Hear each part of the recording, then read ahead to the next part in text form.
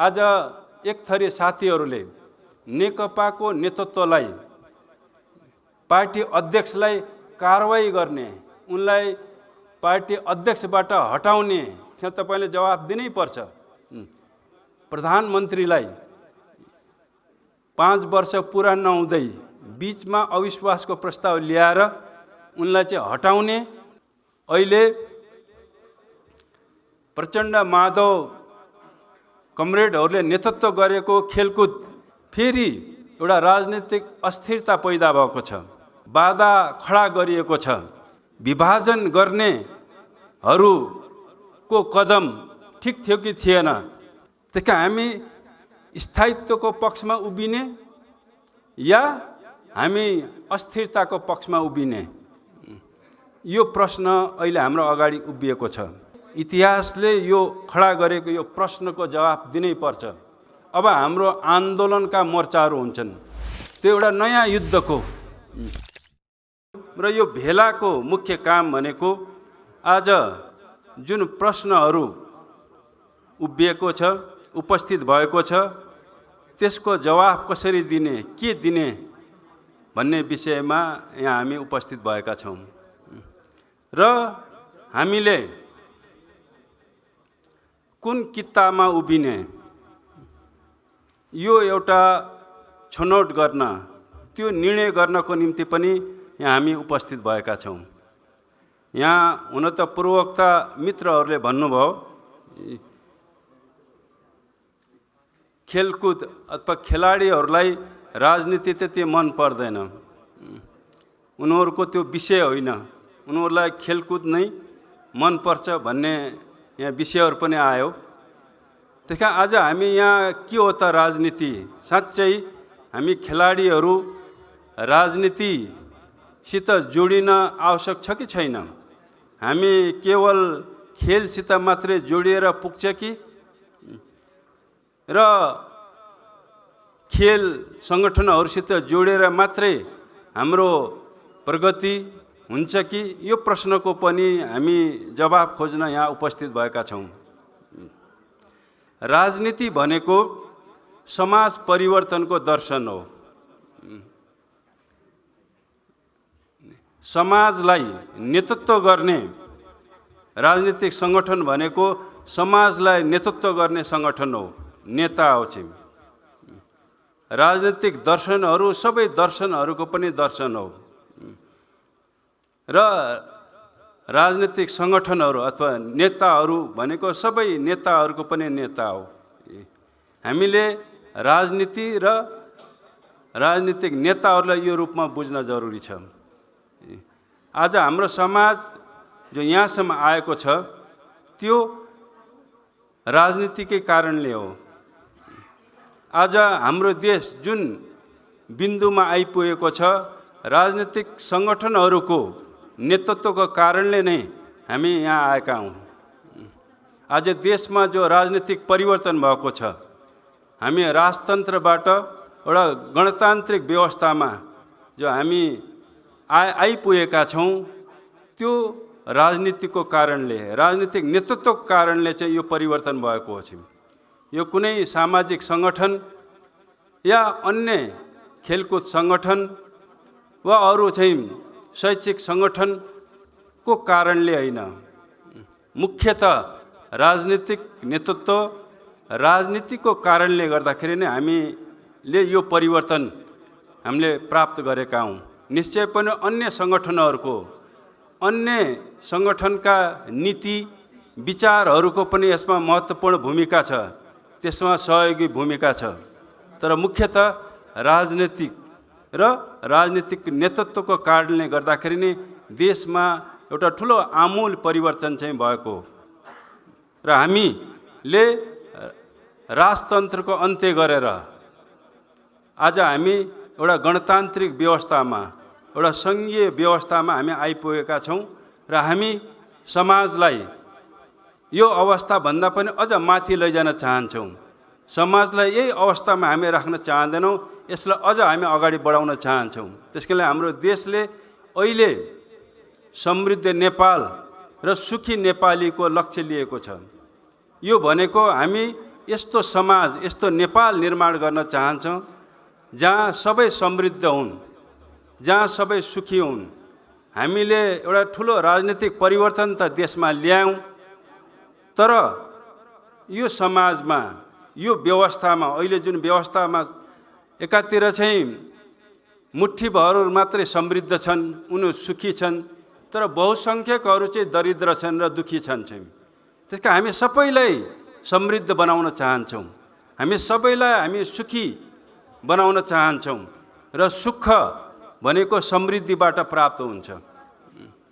समृद्धिले मात्रै, विकासले मात्रै हामीलाई सुख दिन सक्छ। दरिद्रताले, गरिबीले दुःख मात्रै दिन्छ, पीडा मात्रै दिन्छ। त हाम्रो अहिले समाज राजनीतिक रूपमा परिवर्तन भए पनि त्यो आर्थिक रूपमा त्यो अझ परिवर्तन भएको छैन र समाजमा ठुलो सङ्ख्या दुखी छन्, दरिद्र छन् र मुठ्ठीभर तिनीहरू समृद्ध छन् र सुखी छन्। र हामी यो समाजलाई बदल्न चाहन्छौँ। यस्तो चाहिँ नेपाललाई हामी बदल्न चाहन्छौँ र हामी नयाँ नेपाल बनाउन चाहन्छौँ। हामी एउटा समाजवादी समाज, एउटा समाजवादी नेपाल हामी बनाउन चाहन्छौँ र समाजवादी व्यवस्था, समाजवादी राज्य प्रणाली र समाजवादी नेपालले मात्रै सबैलाई समृद्ध बनाउँछ।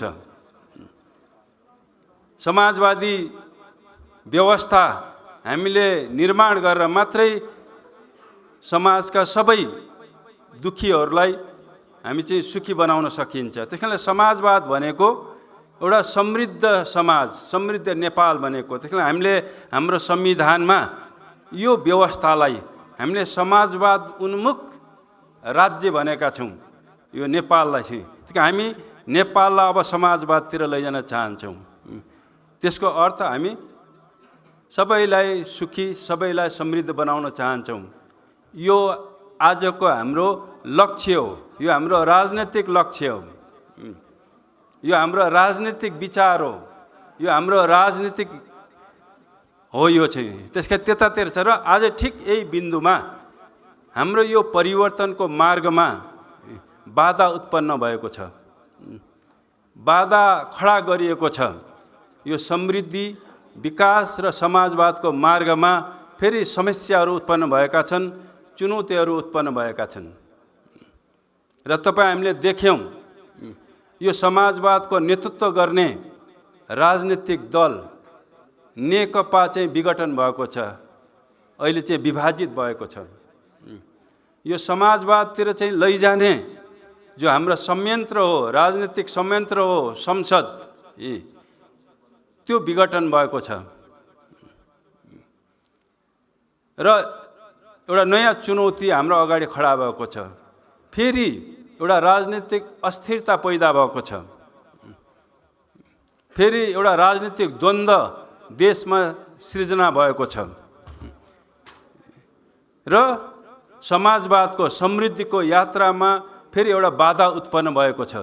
हामी आर्थिक हिसाब किताबले यो 3 वर्षको अवधिमा हामीले एउटा तीव्र गतिमा समाजवादको चाहिँ हामी निर्माण गर्दैथ्यौँ, हामीले विकास गर्दैथ्यौँ।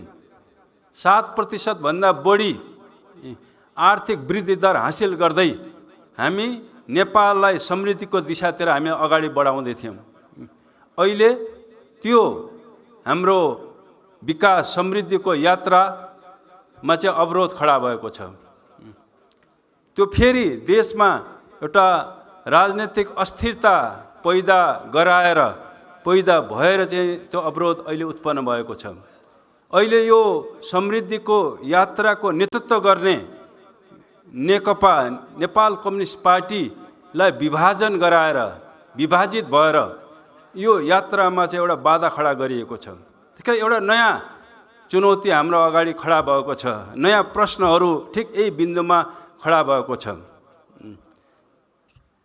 नेकपा जो अहिले विभाजित भएको छ, यसलाई विभाजित गरियो र यो विभाजन ठिक थियो कि थिएन? विभाजन गर्नेहरूको कदम ठिक थियो कि थिएन? हामीले एकताको पक्षमा उभिने कि हामी फुटको पक्षमा उभिने? हामी पार्टीको पक्षमा उभिने कि गुटको पक्षमा उभिने, जसले चाहिँ पार्टीलाई विभाजित गरे चाहिँ, यो प्रश्न हाम्रो अगाडि पैदा भएको छ। यसलाई हामीले वैचारिक रूपमा यसलाई प्रस्तुत गर्दाखेरि तपाईँ कसको पक्षमा उभिने, कुन विचारको कुन कदमलाई तपाईँले समर्थन गर्ने र कसको विरोध गर्ने भन्ने यो एउटा निर्णय गर्ने बिन्दुमा तपाईँ हामी सबै आइपुगेका छौँ। नेकपालाई फुटाउनु र नेकपा फुट्नु ठिक थियो त? के नेकपालाई फुटाएर हामीले समाजवादको अथवा देशको विकास सम्भव छ? फेरि देशमा चाहिँ राजनीतिक अस्थिरता पैदा गरेर नेकपा संसदीय दललाई विभाजन गरेर र नेकपाको नेतृत्वलाई अपदस्थ गरेर चाहिँ सरकारको प्रधानमन्त्रीलाई चाहिँ हटाएर के देशमा राजनीतिक स्थायित्व चाहिँ कायम हुन्छ र देश विकासको दिशातिर अगाडि बढ्न सक्छ? यो प्रश्न हाम्रो अगाडि उभिएको छ। त्यसका हामी स्थायित्वको पक्षमा उभिने या हामी अस्थिरताको पक्षमा उभिने, यो प्रश्न अहिले हाम्रो अगाडि उभिएको छ। नेकपा भित्रका एक थरीले प्रधानमन्त्रीलाई हटाउने जुन कदम उठाए त्यो कदम सही थियो, त्यो स्थिरतालाई अझ सुदृढ गर्ने कदम थियो कि देशमा एउटा राजनीतिक अस्थिरता पैदा गर्ने चाहिँ कदम थियो, त्यसको समर्थन वा विरोध गर्ने? यो प्रश्न एकदम ठोस रूपमा हाम्रो अगाडि आएको छ। र सदन जुन सदनमा नेकपाको 2/3 चाहिँ मत थियो, त्यसलाई विभाजित गरेर प्रधानमन्त्रीलाई हटाउने अविश्वासको प्रस्ताव ल्याएर चाहिँ प्रधानमन्त्रीलाई चाहिँ अपदस्थ गर्ने चाहिँ नीति, त्यो कदम सही थियो वा त्यो गलत थियो भन्ने यो प्रश्नको जवाफ तपाईँ हामीले चाहिँ दिनुपर्ने भएको छ। यदि हामी परिवर्तन चाहन्छौँ, हामी समृद्धि चाहन्छौँ, हामी समाजवादी समाजको निर्माण गर्न चाहन्छौँ भने तपाईँ हामीले इतिहासले आज पैदा गरेको यो प्रश्नको चाहिँ ठिक जवाफ दिन जरुरी छ। तपाईँ बिचमा बस्न सक्नुहुन्न। तपाईँले हामी राजनीति गर्दैनौँ, हामी राजनीतिसित हामीलाई मतलब छैन भनेर तपाईँ अलग बस्न सक्नुहुन्न। तपाईँले इतिहासले यो खडा गरेको यो प्रश्नको जवाफ दिनै पर्छ। त्यसकारण तपाईँ या त प्रगतिको पक्षमा उभिनु पर्यो या त चाहिँ त्यसको विरुद्धमा चाहिँ उभिनु पर्यो। चाहिँ तपाईँ न्युट्रल तटस्थ चाहिँ बस्न सकिँदैन। चाहिँ अहिलेको स्थितिमा तटस्थ बस्नु भनेको तपाईले अस्थिरताको पक्षमा उभिने कुरा हुन्छ। तपाईँ स्थायित्वको पक्षमा हैन। तपाईँ अहिले तटस्थ बस्नुको अर्थ तपाईँ फुटको पक्षमा, विभाजनको पक्षमा उभिने हुन्छ। त्यो एकताको विरुद्धमा उभिने कुरा हुन जान्छ। त्यसकारण त्यहाँ बिचमा बस्ने अहिले ठाउँ छैन र देशका युवाहरूले यो प्रश्नको जवाफ दिन जरुरी छ। र यो प्रश्नको ठिक जवाफ नदिइकन चाहिँ हामी अगाडि बढ्न सक्दैनौँ। तपाईँ हामीले जो चाहना गरेका छौँ, देश समृद्धिको दिशातिर अगाडि बढोस्, देशले प्रगति गरोस् र नेपाली जनता सुखी हुन् भन्ने जो हाम्रो आकांक्षा छ, जो हाम्रो सपना छ, त्यो सपनालाई हामी पुरा गर्न सक्दैनौँ। यो ढङ्गले अहिले इतिहासले प्रश्न चाहिँ जन्माएको छ। अहिले नेकपा पार्टी जो मुख्य चाहिँ नेतृत्वदायी सङ्गठन हो, त्यो विभाजन भएको छ। त्यस्तै यो सङ्गठनले, यो पार्टीले नेतृत्व गर्ने सबै जनसङ्गठनहरू पनि विभाजित भएका छन्। त्यो भित्र तपाईहरुको यो खेलकुद महासङ्घ पनि यो विभाजित भएको छ। र आज हामी यहाँ उपस्थित भएको यो विभाजित जुन सङ्गठनहरू छन्, तपाईँ कसको पक्षमा उभिने? अहिले प्रचण्ड माधव कमरेडहरूले नेतृत्व गरेको खेलकुद महासङ्घको पक्षमा उभिने, त्यसमा चाहिँ आबद्ध हुने, वा कमरेड ओली बादलले नेतृत्व गरेको चाहिँ खेलकुद महासङ्घको पक्षमा उभिने चाहिँ यो ठोस जवाफ दिनको निम्ति यहाँ उपस्थित भएका छौँ। हुन त यो राष्ट्रिय भेलाले यहाँ जवाफ आज दिएको छ। हामी एकताको पक्षमा उभिनुपर्छ, हामी स्थायित्वको पक्षमा उभिनुपर्छ भने यसले जवाफ दिएको छ।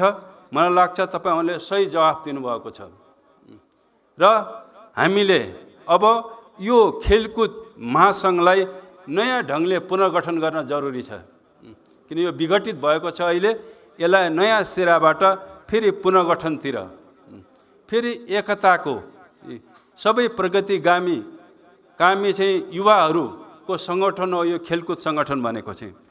त्यसकारणले यो सङ्गठनलाई नयाँ ढङ्गले पुनर्गठन गर्नुपर्ने हामी बिन्दुमा आएका छौँ र एउटा इतिहासले हामीलाई दिएको जिम्मेवारीहरू फेरि नयाँ ढङ्गले त्यसलाई ग्रहण गरेर हामीले जुन अवरोध अहिले खडा भएको छ हाम्रो विकासको परिवर्तनको चाहिँ मार्गमा हामीले चाहिँ ती अवरोधहरूलाई चाहिँ पन्छाउन जरुरी छ। त्यसकारणले आज हामीले जो प्रगतिशील हामी छौँ, क्रान्तिकारी पक्षले सही पक्षको क्रान्तिकी पक्ष लिन जरुरी छ। क्रान्ति भनेको एउटा आमूल परिवर्तन हो। क्रान्ति जिन्दाबाद भनेर हामीले जो भन्दै आएको छौँ, के हो क्रान्ति भनेको? क्रान्ति भनेको समाजको जीवनको एउटा आमूल परिवर्तनलाई क्रान्ति भनिन्छ। सुधार भनेको आंशिक परिवर्तन हो।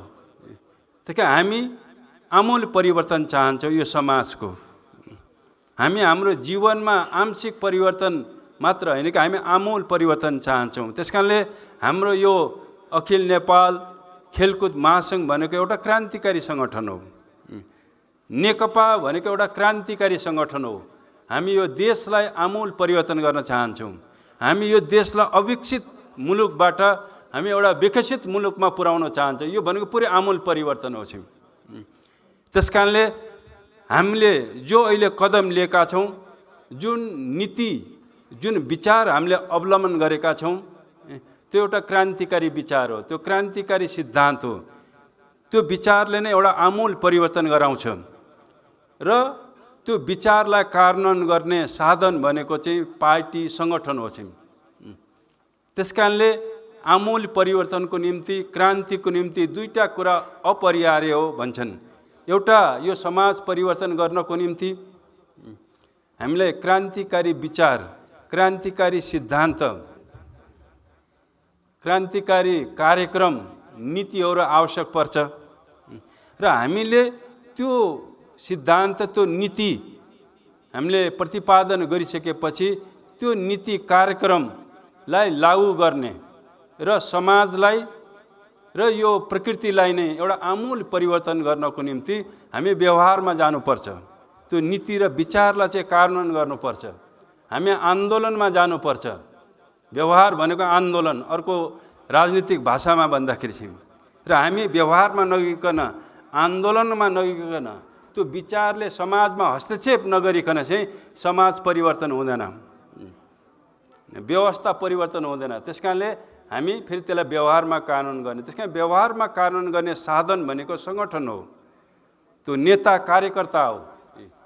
उनीहरूले समाजमा त्यो विचारलाई कार्यान्वयन गर्न जान्छन्, त्यो कार्यक्रमलाई कार्यान्वयन गर्न जान्छन् र त्यो क्रममा समाजको आमूल परिवर्तन हुन्छ। त्यसकारणले चाहिँ क्रान्तिको निम्ति, आमूल परिवर्तनको निम्ति हामीलाई सिद्धान्त अनिवार्य हुन्छ, नीति विचार कार्यक्रम अनिवार्य त्यहाँ चाहिन्छ र त्यो सही नीति सही कार्यक्रम चाहियो। त्यस कारण आज हामीले यही कुराहरू के हो त आजको यो विशिष्ट परिस्थितिमा सही विचार, सही नीति, सही कदम भनेको के हो? त्यो भनेको हामीले आन्दोलनको एकताको पक्षमा उभिने विचार नै आजको लागि सही विचार हो। फुटवादी विचार, गुटवादी विचार भनेको त्यो सही विचार होइन, त्यो गलत विचार हो। त्यसले चाहिँ यो समाजलाई विघटन, विसर्जन र विनाशतिर, दरिद्रतातिर लान्छ। त्यस कारणले यो प्रश्न मूर्त रूपमा चाहिँ आज हामीले फैसला गर्नुपर्ने, कुन विचार हामीले छनौट गर्नुपर्ने। आज एक थरी साथीहरूले नेकपाको नेतृत्वलाई, पार्टी अध्यक्षलाई कारवाही गर्ने, उनलाई पार्टी अध्यक्षबाट हटाउने चाहिँ उनीहरूले त्यो विचार, त्यो नीति, त्यो प्रस्ताव, त्यो आरोप अगाडि ल्याए। आज पार्टीको, नेकपाको अध्यक्षलाई हटाउने विचार सही हो त? यसले चाहिँ हामीलाई प्रगति, समृद्धिको दिशातिर लान्छ त? यसले कम्युनिस्ट पार्टीलाई अझ सुदृढ गर्छ त? पार्टी अध्यक्षलाई हटाइदिएपछि यसलाई अझ बढी एकताबद्ध भएर लान्छ कि कम्युनिस्ट पार्टीलाई विभाजनतिर लान्छ, फुटतिर लान्छ? र त्यो फुटको चाहिँ फाइदा कसले उठाउँछ भन्दा त्यो प्रतिगामी शक्तिहरूले उठाउँछन्। त्यसकारणले तपाईँले यो दुईटा मध्ये चाहिँ एउटा उत्तर चाहिँ दिनुपर्ने हुन्छ। कारवाही गर्नु ठिक हो या कारवाही गर्न बेठिक हो? चाहिँ पार्टी अध्यक्षलाई हटाउनु सही हो अथवा त्यो गलत हो? तपाईँले एउटा जवाफ दिनै पर्छ। यो सही पनि, यो ठिक छ वा ठिक छैन? तपाईँले मौन बसेर तपाईँले आजको यो ऐतिहासिक घडीमा आफ्नो जिम्मेवारी चाहिँ ठिक ढङ्गले पुरा गरेको हुँदैन। त्यसमा तपाईँले जवाफ दिनै पर्छ। तपाईँले एउटा विचारको पक्षमा उभिनै पर्छ। त्यसको समर्थन गर्नुहोस् या विरोध गर्नुहोस्, दुईटा मध्ये एउटा। त्यसकारणले आज यो ऐतिहासिक भेलाले नेपालको सन्दर्भमा चाहिँ, आजको सन्दर्भमा ठिक नीति, ठिक विचारको पक्षमा उभिने र त्यो विचारलाई चाहिँ व्यवहारमा कायम गर्नतिर अगाडि बढ्ने त्यो स्थितिमा हामी आएका छौँ। अर्को प्रश्न अहिले उभिएको हाम्रो यो सङ्घर्षमा प्रधानमन्त्रीलाई 5 वर्ष पुरा नहुँदै बिचमा अविश्वासको प्रस्ताव ल्याएर उनलाई चाहिँ हटाउने यो कदम सही हो कि होइन? यो आरोप सही हो कि होइन? अथवा यो आवश्यक हो कि होइन? चाहिँ र यो कदमले देशलाई एउटा अस्थिरतातिर धकेल्छ कि यसले अझ चाहिँ स्थायित्वलाई अझ मजबुत गर्छ? यो कुराको पनि हामीले जवाफ दिनुपर्ने आज बिन्दुमा हामी आइपुगेका छौँ। आफ्नै पार्टीको बहुमतलाई हैन विभाजन गरेर अरू प्रतिपक्षसित मिलेर प्रधानमन्त्रीलाई चाहिँ हटाउने कदम चाहिँ सही हो कि वा त्यो गलत हो? चाहिँ यो कुराको ठोस जवाब तपाईँ हामीले दिनुपर्छ। त्यही कारण अहिलेको बहस संसद किन विघटन गरियो भन्ने एउटा प्रश्न छ। संसद चाहिँ विघटन गर्ने कदम असंवैधानिक, पश्चगामी, प्रतिगामी कदम हो कि यो क्रान्तिकारी कदम हो, यो अग्रगामी कदम हो? यसको चाहिँ जवाब तपाईँ हामीले दिनुपर्ने भएको छ। त्यसकारणले संसद विघटन गर्ने, जुन संसदले यो देशको राजनीतिलाई अस्थिरता चाहिँ धकेल्ने संयन्त्रमा यो बदलियो चाहिँ, त्यसकारणले यो संयन्त्र, त्यो संसदको औचित्य सकियो चाहिँ।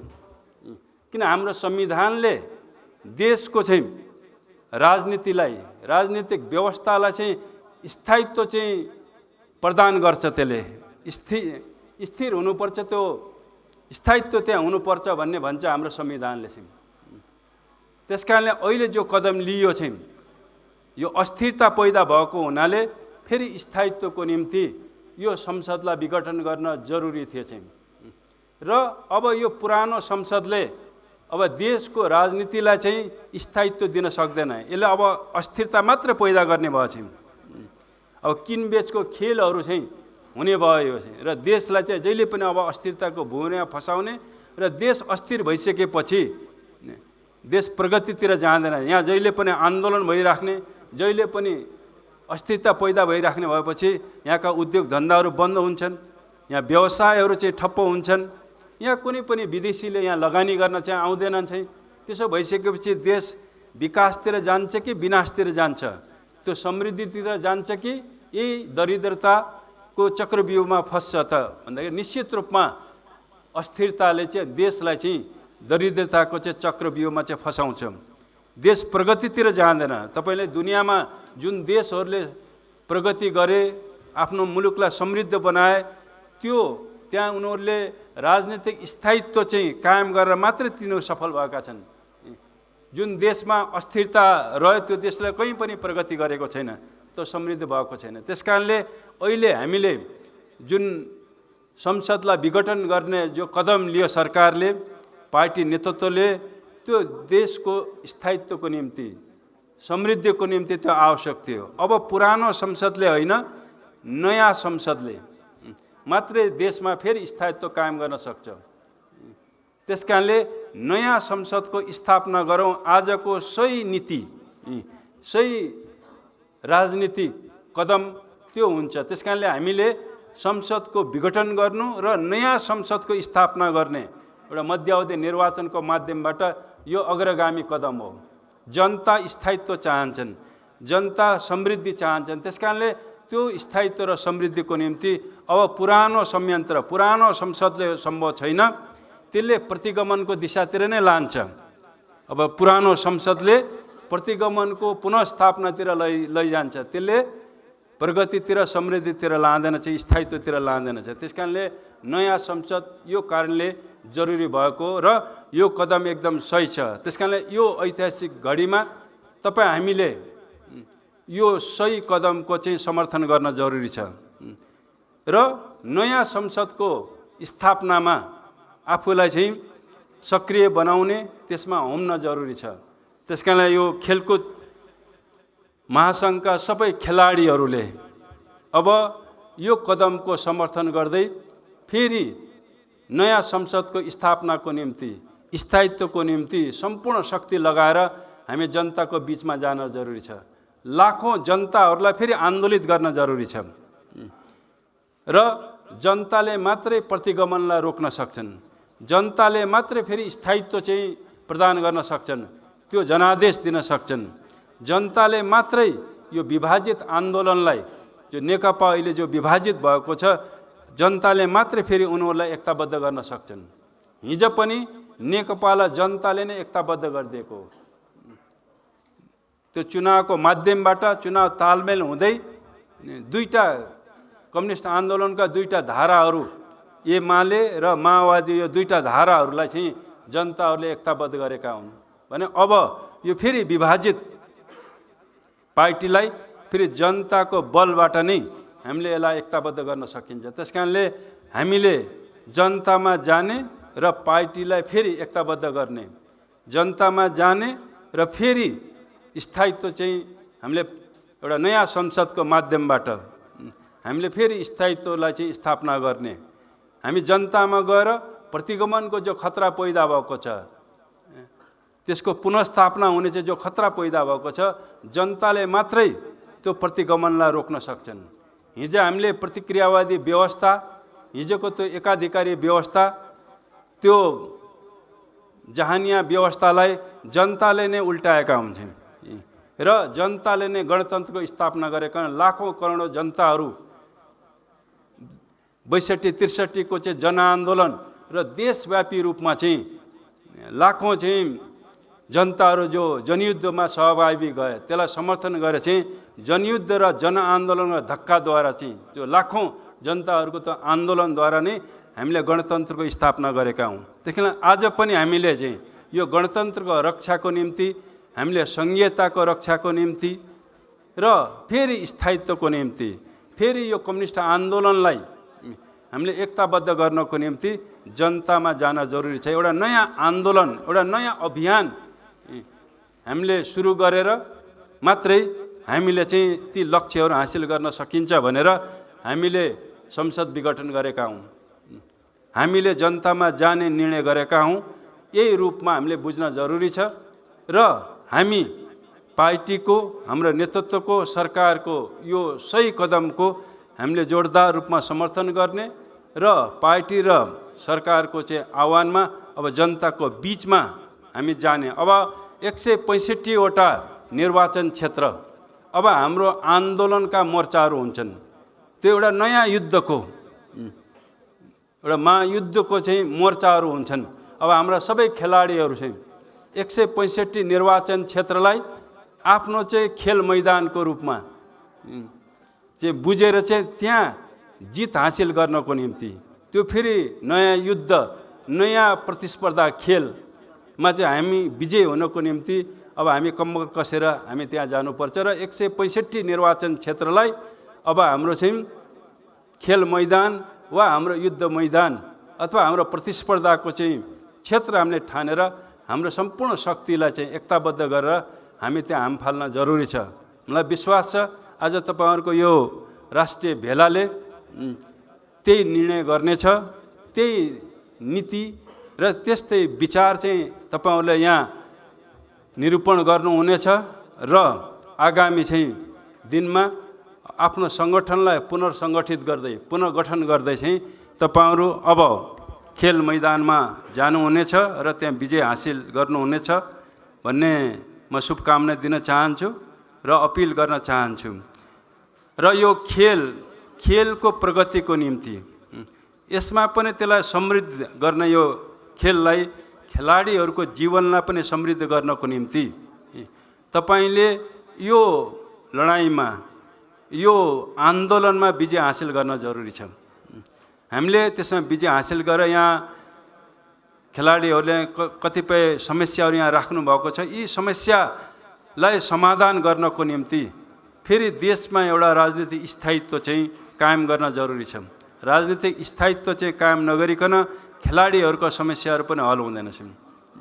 त्यसकारणले अब फेरि हामी एउटा नयाँ आन्दोलनको माध्यमबाट देशमा एउटा राजनीतिक स्थायित्व कायम गर्ने र नेकपाको नेतृत्वमा एउटा स्थिर सरकार हामीले चाहिँ गठन गर्ने र नेकपा विभाजित नेकपालाई चाहिँ पुनः एकताबद्ध गरेर हामी समृद्धि एउटा आमूल परिवर्तनको दिशातिर हामी अगाडि बढ्नेछौँ र समाजवाद यो देशमा समाजवादी व्यवस्था समाजवाद एउटा समृद्ध नेपाल हामी स्थापना गर्नेछौँ। यो विश्वाससहित हामी अगाडि बढौँ। म आजको यो ऐतिहासिक भेलामा यहाँ सम्पूर्ण खेलाडीहरूलाई म यही आह्वान गर्न चाहन्छु। खेलकुद भनेको मानव जातिले चाहिँ विकास गरेको एउटा कला हो। युद्ध एउटा कला जस्तै खेल पनि एउटा कला हो। मानव जातिले चाहिँ आविष्कार गरेको सृजना गरेको एउटा चाहिँ आर्ट हो। वार पनि एउटा आर्ट हो। खेलमा अफेन्स र डिफेन्स हुन्छ। तपाईँ मार्शल आर्ट होस्, फुटबल होस्, भलिबल होस्, जेसुकै होस्, त्यहाँ चाहिँ एउटा द्वन्द्व। त्यसकै युद्धलाई चाहिँ एउटा खेलको रूपमा एउटा आर्टको रूपमा चाहिँ मानव जातिले विकास गरे। यो एउटा मनोरञ्जनको साधन पनि हो। मानव जातिकोलाई मनोरञ्जन दिने एउटा साधन पनि हो, एउटा आर्ट हो यो चाहिँ खेलकुद भने। यो मानव जातिलाई स्वस्थ राख्ने एउटा साधन पनि हो। यो एक ढङ्गको औषधि पनि हो यो चाहिँ खेलकुद भनेको। त्यसकारणले यो समाजलाई विकास गर्नको निम्ति समाजलाई प्रगतितिर अगाडि बढ्नको निम्ति समाजका नागरिकहरू निरोगी हुन जरुरी हुन्छ। एउटा अस्वस्थ चाहिँ व्यक्तिले समाजमा प्रगति गर्न सक्दैन, प्रगतिमा उसले योगदान गर्न सक्दैन। त्यसकारणले मानव जातिले खेलकुदलाई यो रूपमा पनि विकास गरेको हो। किन यो एउटा निरोगी समाज, एउटा स्वस्थ समाज, एउटा स्वास्थ्यको साधनको रूपमा पनि खेलकुदले यसरी विकास गर्दै आएको छ। त्यसकारण यो भने यो खेल भनेको एउटा यस्तो कला हो जसले समाजमा एउटा चाहिँ सौहार्दता, एउटा सामाजिक एकता चाहिँ यसले कायम गर्छ। त्यसकारणले खेलकुद यसरी विकास भए चाहिँ समाजमा एउटा एकता कायम गर्ने, एउटा सहकार्य कायम गर्ने, त्यसको निम्ति पनि समाजले खेललाई चाहिँ यसरी पनि विकास गर्दै आएको छ। र खेलकुद एउटा राजनीतिक साधन पनि हो। तपाईले विभिन्न देशका लडाईँहरू झगडाहरूलाई खेलकुदको राजनीतिद्वारा खेलकुदद्वारा पनि ती देश फेरि एउटा शत्रु देशहरू मित्रमा बदलेका छन्। चीन र अमेरिकाको बीचको सम्बन्धलाई पिङपङ डिप्लोमेसी, पिङपङ राजनीति पोलिटिक्सले चाहिँ उनीहरूको सम्बन्धलाई ठिक गरेको थियो चाहिँ हामीले त्यो देख्छौँ। त्यस कारणले खेलहरूले विभिन्न देशका चाहिँ सम्बन्धहरूलाई राजनीतिक सम्बन्धहरूलाई चाहिँ सुधार्ने त्यसलाई चाहिँ मित्रवत बनाउनेमा पनि ठुलो रोल खेलेको छ। एउटा राजनीतिक भूमिका पनि खेलले गर्छ। त्यस कारणले यसका धेरै बहुआयामिक यसका पक्षहरू छन् र खेलकुदको माध्यमबाट खेलाडीहरूको माध्यमबाट हामीले विभिन्न राष्ट्रहरूको एकतालाई चाहिँ उनको सम्बन्धलाई पनि सुदृढ गर्न सक्छौँ। हामीले गर्दै आएका पनि छौँ विभिन्न देशहरूले चाहिँ। त्यस कारणले यसलाई हामीले खेलकुदलाई अथवा हाम्रो यो खेलकुद सङ्गठनलाई राजनीतिक सङ्गठनबाट एकदम अछुतो यो हुन सक्दैन चाहिँ। र खेलकुदको चाहिँ चरित्र भनेको यसमा पनि राजनीतिको अंश हुन्छ, सबै अंशहरू यसमा हुन्छ। त्यस कारण यो रूपमा हामीले बुझ्न जरुरी छ र हामीले खेलकुद सङ्गठनलाई खेलाडीहरूले आफूलाई राजनीतिबाट चाहिँ अलग गर्ने होइन, राजनीतिसित जोड्ने हो। तपाईले आफ्नो जीवनमा राजनीतिक क्षेत्रबाट अगाडि बढ्ने अथवा खेलकुदको क्षेत्रबाट अगाडि त्यो तपाईको आफ्नो चाहिँ चोइस हुन सक्छ, इच्छा हुन सक्छ, तर तपाई राजनीतिबाट अलग हुनु हुँदैन चाहिँ। हिजो पनि पञ्चायत कालमा राजनीति गर्न हुन्न, शिक्षकले गर्न हुन्न, किसानले गर्न हुन्न, खेलाडीले गर्न हुन्न, राजनीति पञ्चले मात्रै गर्नुपर्छ भन्थे। भन्छ शासन चाहिँ खालि पञ्चले मात्रै गर्ने, खेलाडीले नगर्ने अथवा अरू किसानले नगर्ने। शासन भनेको राजनीतिक सत्ता भनेको चाहिँ त्यो निर्णय गर्ने ठाउँ हो, त्यो एउटा शक्ति केन्द्र हो। त्यसकारण यो समाज बदल्नको निम्ति तपाईलाई शक्ति चाहिन्छ। तपाई निर्णय गर्ने ठाउँमा तपाई पुग्नुपर्छ, त्यहाँ तपाईको सहभागिता, त्यहाँ पहुँच हुनुपर्छ। त्यसकारणले राजनीति भनेको यो समाजलाई बदल्ने चाहिँ मुख्य साधन हो। त्यसकारण त्यो मुख्य साधनको एउटा सहभागी र त्यसको सहयात्री हामी हुनै पर्छ। हामी खेललाई चाहिँ त्यसबाट अलग गर्न हुन्न। त्यसकारण यसको महत्त्वलाई बुझेर सबै देशहरूले चाहिँ खेलकुद मन्त्रालय बनाएका हुन्छन् र हामीले खेलाडीहरूलाई पनि राजनीतिमा, हाम्रो संसदमा, हाम्रो मन्त्रालयमा चाहिँ उनीहरूको पहुँच पुर्याउनु पर्छ। त्यहाँ गएर उनीहरू त्यहाँ पुगेर संसदमा पुगेर खेलको विकासको निम्ति कस्तो कानुन चाहिन्छ, कस्तो विधि विधान बनाउनु पर्छ, त्यहाँ हामी जान जरुरी हुन्छ।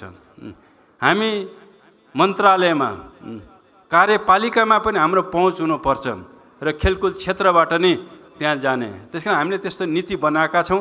एउटा समावेशिता, अहिलेको जो हाम्रो राज्य प्रणाली छ त्यो एउटा समावेशी छ, इन्क्लुसिभ राज्य प्रणाली छ। त्यहाँ विभिन्न क्षेत्रहरूका चाहिँ उद्योग क्षेत्रमा चाहिँ काम गर्ने, खेलको क्षेत्रमा काम गर्ने अथवा अरू विभिन्न सेक्टरहरूमा चाहिँ काम गर्ने व्यवसायहरू, त्यसको प्रतिनिधित्व चाहिँ हामीले गर्न जरुरी छ। सबै जनवर्गहरूबाट, सबै पेसा व्यवसायहरूबाट चाहिँ हामीले सरकार सञ्चालन गर्ने, यो राज्य सञ्चालन गर्ने चाहिँ ठाउँमा हामी पुग्नुपर्छ। त्यो हो राजनीति। त्यसकारणले तपाईँ त्यहाँ नपुगिकन, राजनीतिबाट अलग भइकन तपाईँ कसरी खेलकुदको विकास तपाईँ गर्न सक्नुहुन्छ? कसरी खेलकुद खेलाडीहरूको चाहिँ हक हितको चाहिँ तपाईँ रक्षा गर्न सक्नुहुन्छ? त्यो अरूलाई जिम्मा दिने कुरा होइन, त्यो जिम्मेवारी तपाईँ हामीले लिनु पऱ्यो चाहिँ, खेलाडीहरूले नै लिनु पऱ्यो नि। खेलाडीहरूको हक अधिकारहरूको रक्षा गर्ने जिम्मा अरूलाई सुम्पिदिएर अरूहरूको निगाहमा चाहिँ हाम्रो चाहिँ हक अधिकारको सुरक्षा हुन सक्दैन। तपाईँ हामीले नै त्यसको जिम्मा लिनुपर्छ। त्यसकारणले त्यसको निम्ति पनि आज जुन प्रश्न मैले अघि नै भने, इतिहासले जो जन्माएको छ, किन त्यो राजनीतिक प्रश्नको रूपमा अहिले उपस्थित भएको छ र त्यो राजनीतिक प्रश्नको उत्तर तपाईँ हामीले दिनै पर्छ।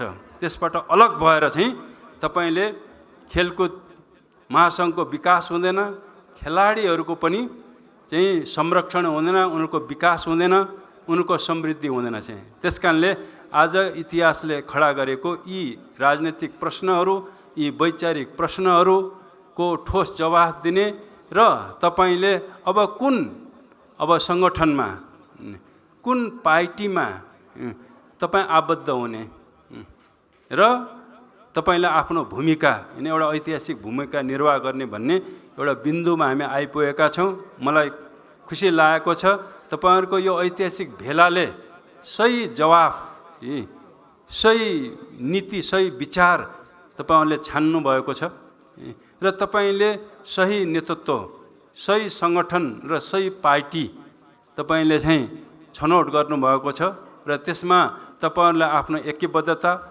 जो समर्थन जनाउनु भएको छ त्यसको निम्ति म पार्टीको तर्फबाट सरकारको तर्फबाट यो राष्ट्रिय यो खेलकुद महासंघलाई म धेरै चाहिँ धन्यवाद दिन चाहन्छु र सरकारको तर्फबाट र पार्टीको तर्फबाट यहाँहरुको संगठनलाई र सबै खेलाडीहरुलाई पूर्ण रूपमा सहयोग हुनेछ मार्गदर्शन हुनेछ भन्ने पनि म यहाँहरु सबैलाई आश्वस्त पार्न चाहन्छु र त्यो प्रतिबद्धता जाहेर गर्न चाहन्छु